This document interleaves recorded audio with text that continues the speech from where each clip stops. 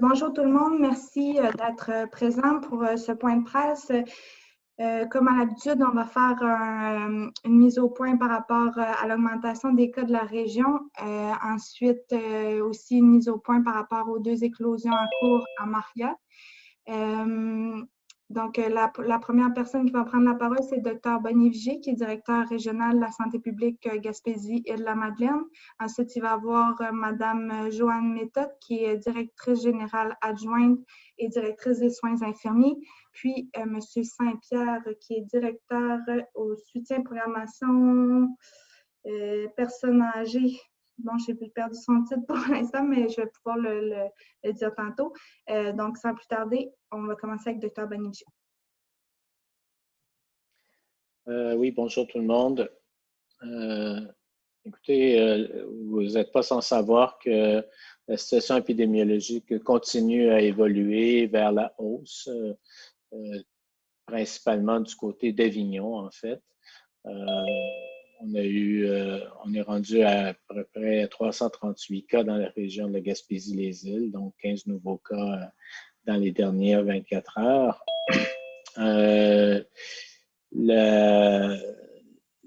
Même si la plupart des cas sont dans Avignon, il reste qu'on en a à peu près dans toutes les MRC. On a appris quand même une bonne nouvelle du côté des îles de la Madeleine hier soir. Un enfant en garderie qui impliquait en fait 2 garderies. Il y avait énormément de gens qui étaient des contacts qui avaient été mis en isolement. On a finalement su que c'était un faux positif, donc on a pu lever les isolements aujourd'hui. Ça a soulagé beaucoup de monde. Alors, il arrive encore des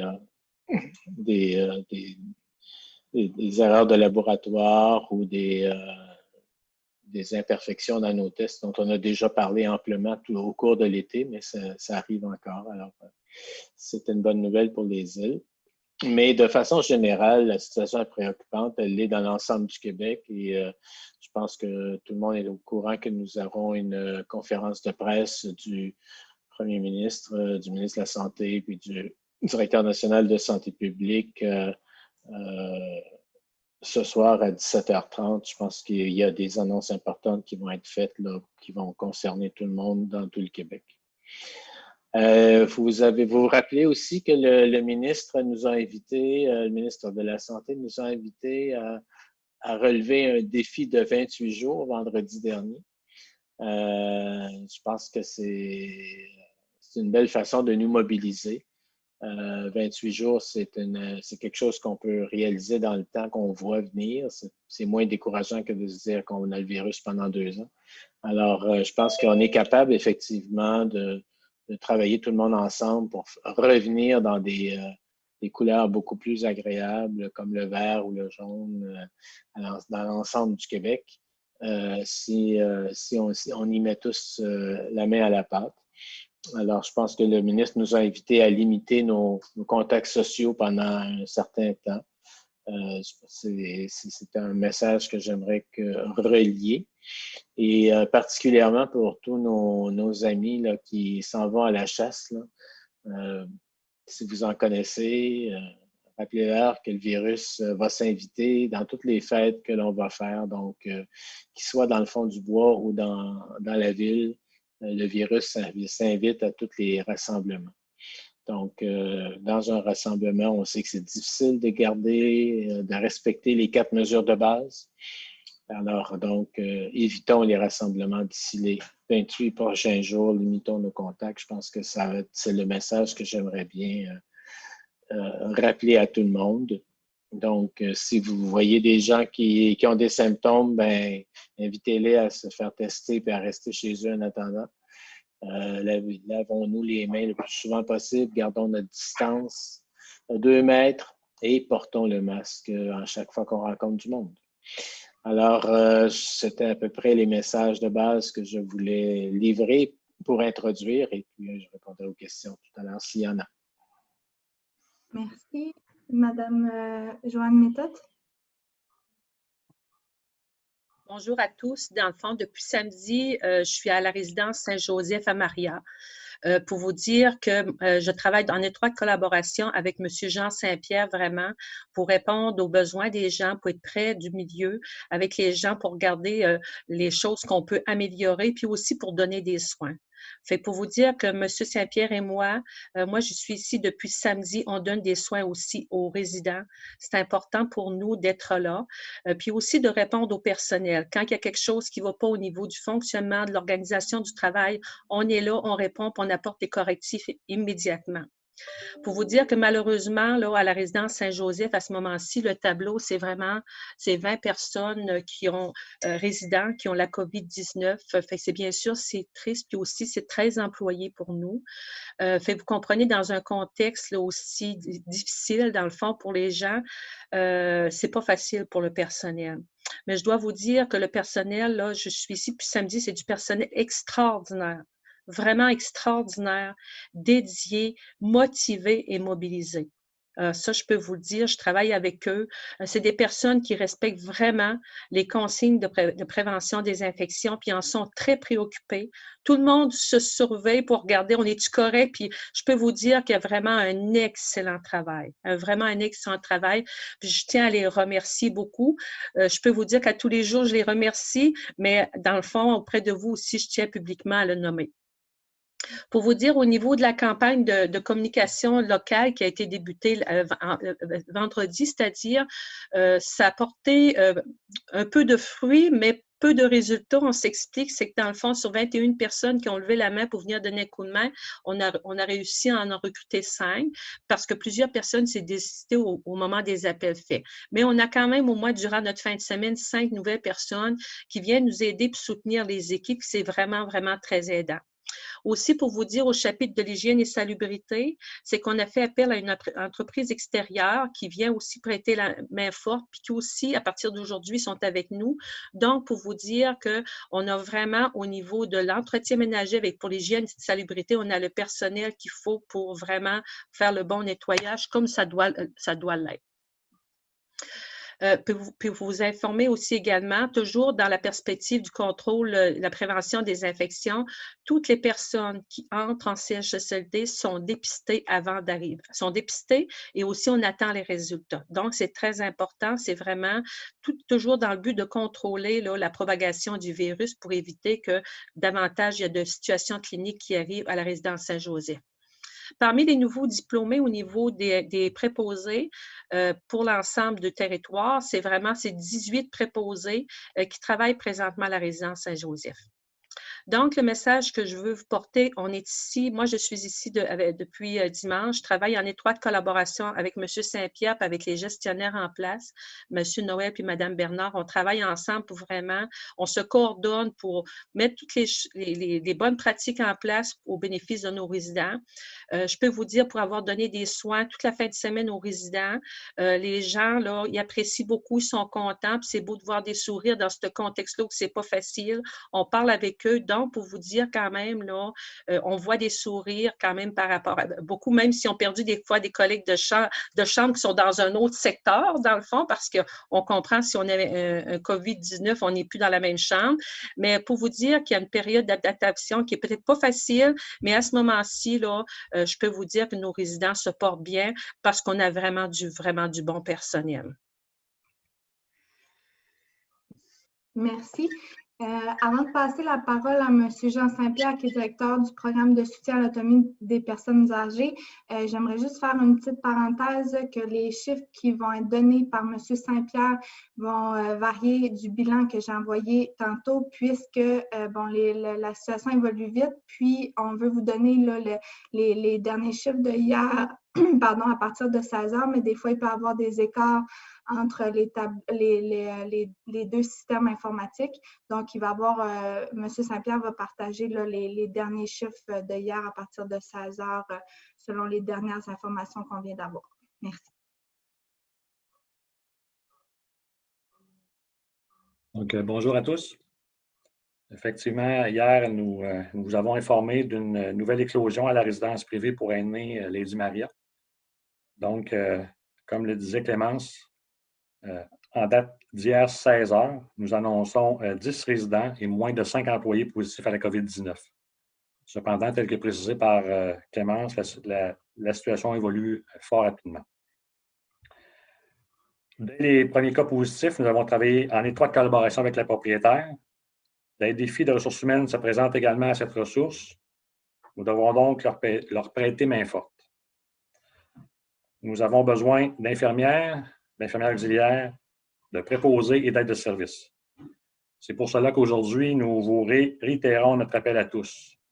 Que vous soyez retraité ou une personne qui souhaite s'impliquer de façon humanitaire, nous vous invitons à nous contacter au 418-759-3443 et faire le poste 2194.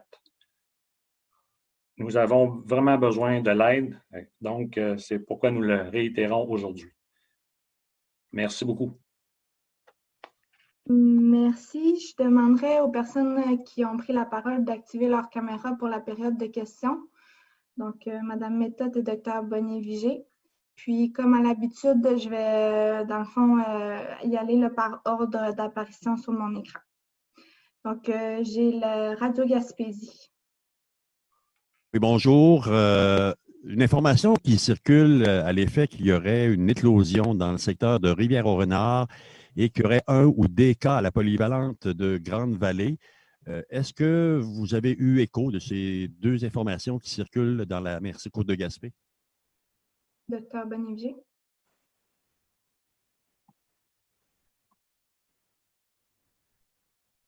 Excusez-moi.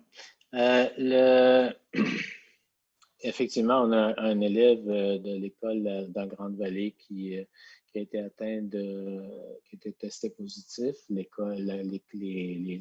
enfants de la classe ont tous été testés et puis isolés. On attend la suite là, pour voir qu'est-ce qui va se passer. Pour ce qui est d'une éclosion à Rivière-au-Renard, je ne suis pas au courant. Merci.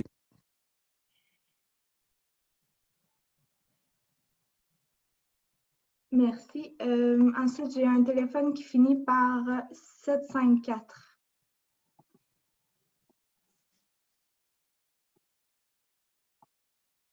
Pour démuter, c'est l'étoile 6, je crois. Si jamais vous êtes par téléphone et que vous n'êtes pas capable de démuter, vous pouvez m'envoyer vos questions par cellulaire. Donc, je vais passer au prochain. J'ai un téléphone qui finit par 798. Oui, Clémence, est-ce que tu m'entends? Oui, merci. OK. Monsieur Saint-Pierre, vous avez confirmé tantôt qu'au Lady Maria, là, on avait 2 cas hier. On est maintenant à 10 résidents? Oui, effectivement, ce sont les données qui datent d'hier soir, 16 heures. 10 résidents positifs à la COVID. Oui.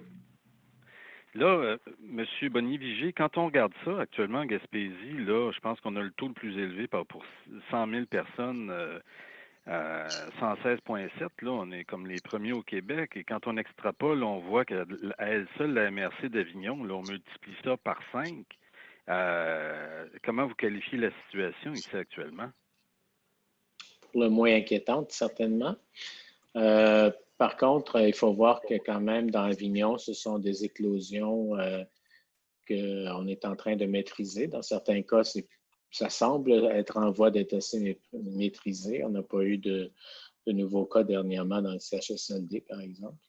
L'éclosion due à comment on appelle ça? La salle communautaire. Dans Saint-Omer aussi, ça s'est calmé un peu. Donc, ça fait des gros chiffres, effectivement, dans une petite population, ce qui fait qu'évidemment, le taux est extrêmement élevé. Mais tout en restant inquiet et en mettant beaucoup d'énergie pour contrôler ces éclosions-là, on n'est pas non plus en perte de contrôle réellement encore. Est-ce que vous envisagez de monter ça à un niveau d'alerte supérieur très prochainement? Ben, écoutez, c'est aujourd'hui, lundi, que ces niveaux d'alerte-là sont discutés et décidés finalement en fin d'après-midi. La conférence du premier ministre, je pense, va apporter une réponse à ce niveau-là. Vous lancez encore un appel à Dernière l'aide à la question. population, M. Saint-Pierre, pour des besoins en main-d'œuvre, notamment à la résidence Saint-Joseph, là où vous avez reçu 21 personnes intéressées, 5 seulement ont été recrutées, mais si je ne me trompe pas, il y a des entreprises privées qui arrivent aussi dans le secteur pour venir prêter moins fort. Puis, détrompez-moi, là, mais je pense que ce qu'ils offrent comme condition, c'est peut-être un peu plus intéressant que ce qu'offre le CIS actuellement. Est-ce que vous faites, juste une petite précision, vous faites référence aux agences? Aux agences, oui, mais aux entreprises en soins c'est-à-dire en entretien, en désinfection, etc., là, qui sont présentes dans la région. Mais en fait, vous comprendrez que nous, notre préoccupation, c'est de s'assurer qu'on est en mesure d'offrir les services à la hauteur des besoins. Évidemment, tout support qui peut nous être utile et qui va nous permettre d'assurer la sécurité, la qualité des services, là, que ce soit en hygiène, salubrité ou à un autre niveau, évidemment, ça fait partie là, des outils ou des moyens qu'on doit se donner. Merci. On va pouvoir revenir peut-être plus tard. On va passer à un autre appel parce qu'il y a beaucoup de gens. J'ai un numéro au 369 qui finit par 369.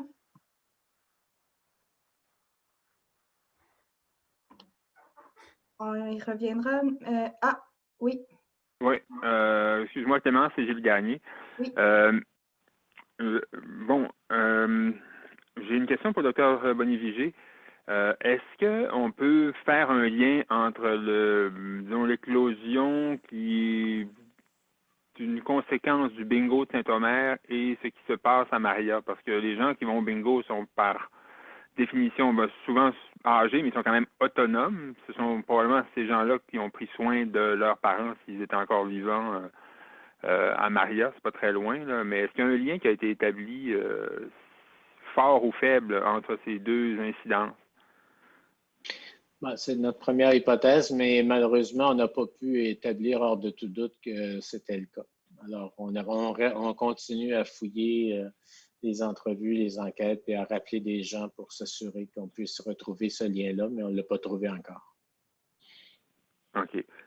En complémentaire, sur les statistiques, si on a 10 résidents à Lady Maria qui sont infectés, le rapport statistique d'aujourd'hui qui doit être basé sur les données compilées à 16 heures hier, c'est-à-dire qu'il y a un trou de 7, là, il y a une différence de 7 entre les deux. Est-ce qu'on peut raisonnablement les ajouter à nos 338 d'aujourd'hui? Si je peux me permettre, parce que là, ça va être mieux si c'est moi. Non, en fait, ils sont compilés dans le bilan de 338, c'est ça? Oui. 338 que j'ai vu, là. Oui, en fait, c'est le même chiffre au total. Bref, c'est le même chiffre au total. C'est juste que là, ils sont compilés dans l'éclosion. OK. Ils n'étaient pas compilés dans l'éclosion du communiqué, mais on peut. C'est ça. Ça ne débordera pas de 338, mais dans un rapport plus précis aujourd'hui, on peut parler de 10 cas à Lady Maria. Tout à fait. C'est le même nombre total, c'est juste que l'on vient préciser que ça fait partie de l'éclosion. Très bien.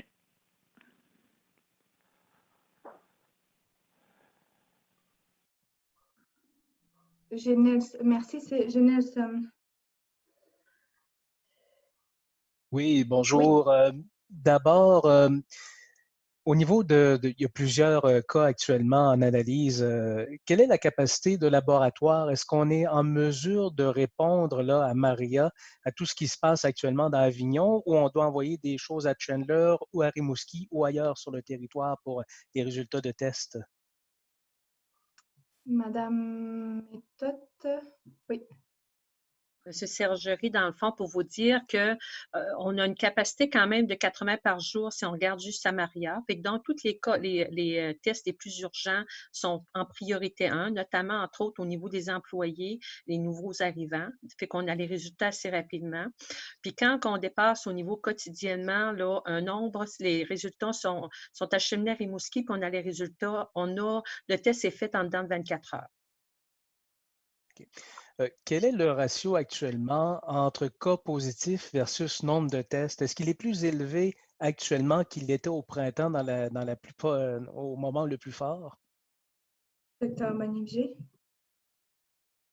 Je n'ai pas regardé ce chiffre-là. Là. Si tu veux, je peux regarder ça et envoyer l'information après la rencontre. OK.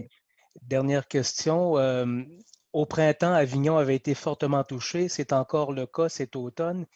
Comment vous expliquez que c'est davantage Avignon que les autres MRC de la Gaspésie qui sont touchés par la COVID-19? Dr. Bonny?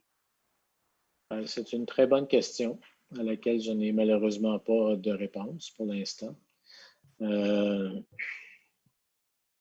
Puis ce qui est particulier, comme tu le sais sûrement, c'est que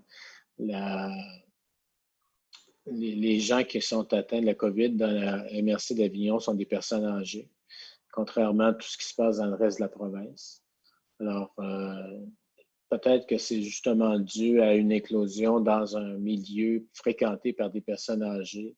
C'est transporté comme on l'évoquait tout à l'heure, vers le CHSLD, parce que c'est des gens qui s'occupent de leurs personnes âgées aussi. C'est l'hypothèse qu'on a là. Maintenant, je ne peux pas dire qu'on est capable de la vérifier pour le moment. Comme je le disais, là, on est en train de... On a plusieurs personnes qui sont là-dessus. On a des étudiantes en stage qui brassent les entrevues et les chiffres pour pouvoir essayer de creuser ça. Merci. Isabelle. Oui, bonjour, vous m'entendez bien? Donc, oui. Vous avez parlé justement là, des besoins que vous avez en main-d'œuvre. Est-ce que vous pouvez nous dire exactement quels sont les besoins que vous avez? Monsieur Saint-Pierre? En fait, vous allez avoir des précisions en termes de nombre, mais oui. Je vous dirais que... Pardon? Oui, c'est ça. Okay. En fait, je n'ai pas les chiffres précis. Vous pouvez comprendre que la situation évolue rapidement également à ce niveau-là. Donc, on parle vraiment là, au niveau d'infirmières, infirmières auxiliaires, préposés, aide de service, côté aussi de l'hygiène et salubrité. Donc, je vous dirais que toute l'aide et toutes les propositions que nous recevrons sont bien évidemment analysées, regardées, puis c'est évidemment, on ira à la hauteur de nos besoins là, au jour le jour.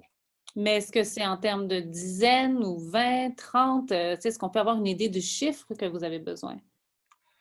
Je vous dirais aux environs entre 20 et peut-être 20 et 30 personnes. Là. Et est-ce que vous êtes en mesure, selon vous, de recruter toutes ces personnes-là, justement, là, localement? Est-ce que vous cherchez même à l'extérieur de la MRC d'Avignon ou même à l'extérieur de la Gaspésie? Oui, il y a eu des démarches qui ont été faites pour aller chercher des gens à l'extérieur également. Que des démarches que vous êtes vraiment... Et pourquoi vous avez vraiment, là, à ce moment-ci, besoin de ces gens-là? En fait, il ne faut pas oublier qu'on est... l'appel à tous concerne aussi le Lady Maria, donc des ressources privées qui ont aussi des besoins.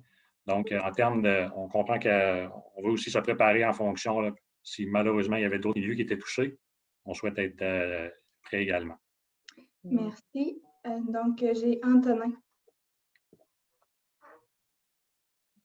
Oui, Dr. Bonny-Vigé, moi, ce que je voudrais savoir, dans le fond, j'aimerais que vous me répétiez ce que vous disiez. J'étais content que vous parliez des garderies. Dans le fond, c'est là-dessus que je voulais vous amener aux Îles-de-la-Madeleine, étant donné le faux positif. C'est un faux positif, dans le fond, qui a été trouvé hier. Et ça a comme impact. Pouvez-vous me répéter au juste que cela a comme impact, principalement pour l'île centrale des Îles-de-la-Madeleine?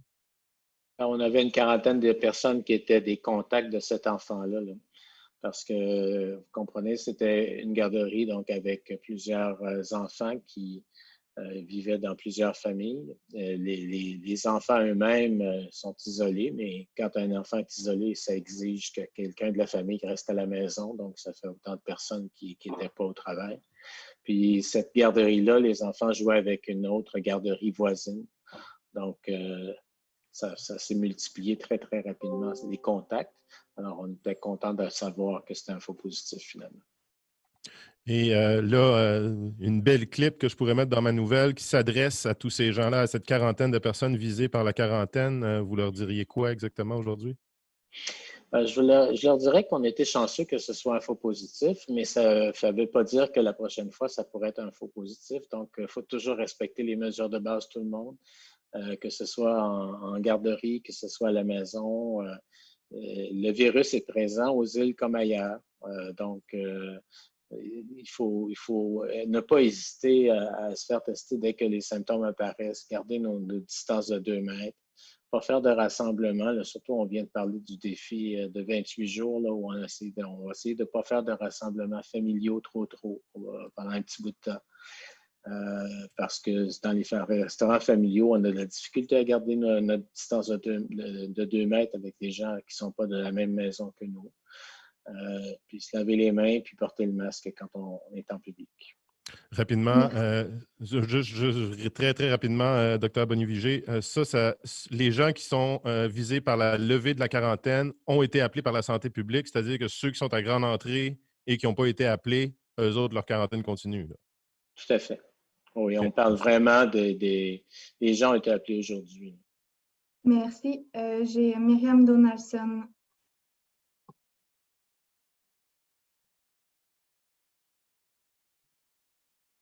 On va pouvoir revenir. Il faudrait démuter le micro, mais j'y reviens. Jean-Denis Laperrière.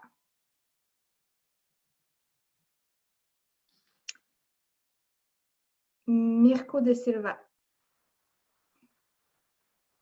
Oui, bonjour. Est-ce qu'on m'entend? Oui. En ce qui concerne la première vague, on le sait, il y avait plusieurs inquiétudes sur la disponibilité des équipements, tant pour les tests que pour le personnel hospitalier. Est-ce que maintenant, je crois qu'on peut dire qu'on est officiellement dans la deuxième vague? Est-ce qu'il y a des inquiétudes à avoir par rapport à ces deux aspects-là?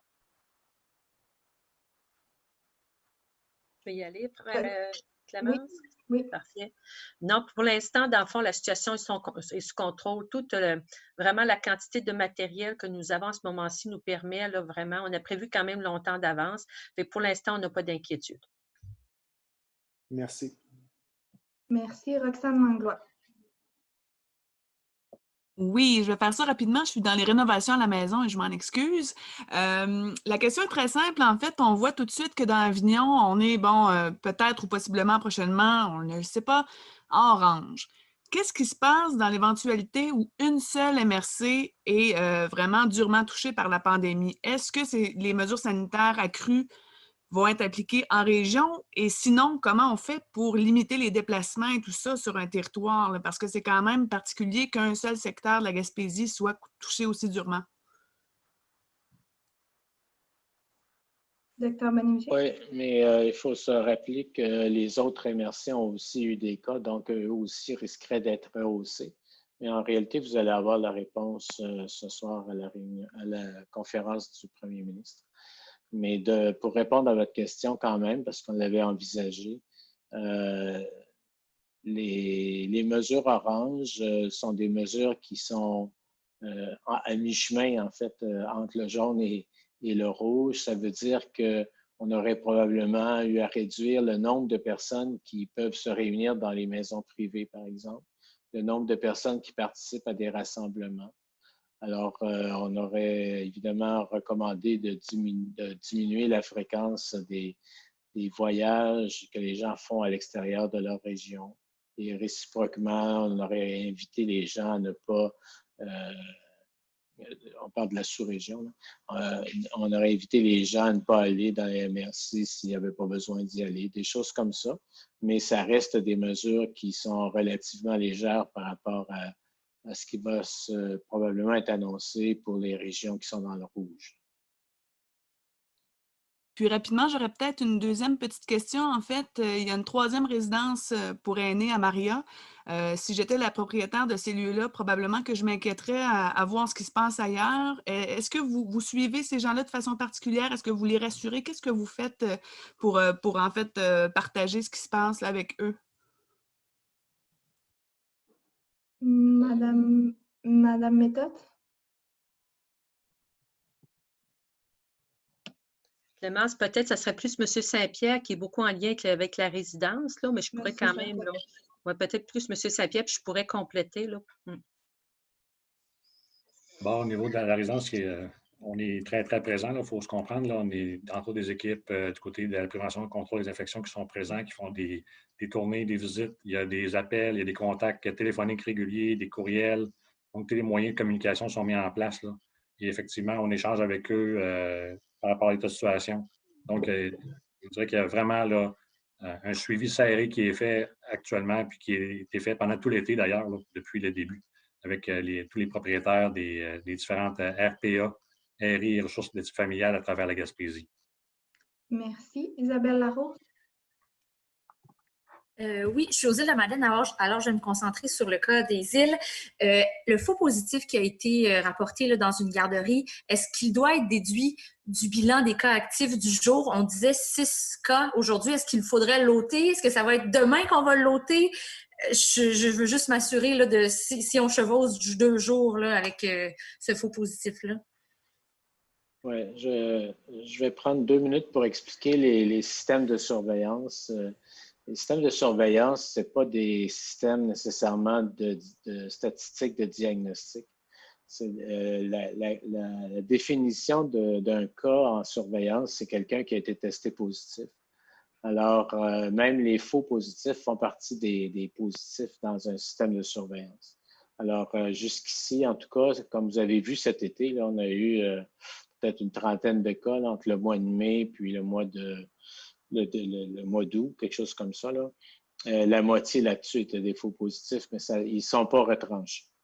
Alors, ça ne fait pas partie. Je ne sais pas si vous comprenez bien la logique, c'est que la définition diagnostique dans un système de surveillance, elle est très simpliste et elle sert à orienter nos actions au niveau populationnel. Ça fait que il n'est pas prévu de retrancher les positifs qui s'avèrent faux du bilan général.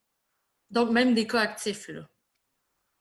Bien, un cas actif, il n'y a normalement pas un faux positif. C'est-à-dire que, comme ce petit garçon-là ou cette petite fille-là, elle a été active pendant 2-3 jours, mais à partir du moment, effectivement, elle n'est plus dans les cas actifs, ça vous avez raison, mais elle n'est pas retranchée du nombre total de cas positifs qu'on va avoir eu dans la région. Et j'aimerais savoir si vous êtes mieux en mesure, avec vos enquêtes épidémiologiques, là, de connaître un peu la source des éclosions. La semaine passée, vous ne saviez pas qui était le patient zéro aux îles. Est-ce qu'on parle encore de transmission communautaire possible ou là, c'est plus clair? Non, ce n'est pas plus clair, malheureusement. On n'a pas pu éclaircir aux îles non plus qui a pu aider le virus à s'y installer.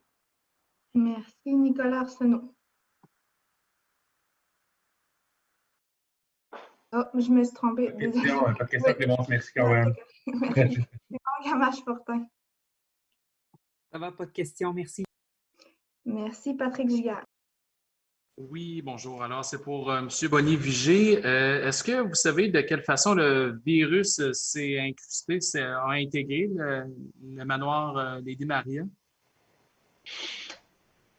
Pas plus de façon évidente que pour le CHSLD. C'est clairement dans un environnement où il y a beaucoup de personnes qui sont infectées au niveau de la communauté. Donc, on suspecte bien sûr des travailleurs ou des visiteurs d'avoir introduit le virus, mais on n'a pas pu le démontrer pour le moment. Il y a quand même une hausse significative dans la MRC Avignon. Pourquoi ne pas agir immédiatement, resserrer certaines mesures, certaines règles avant que ça explose?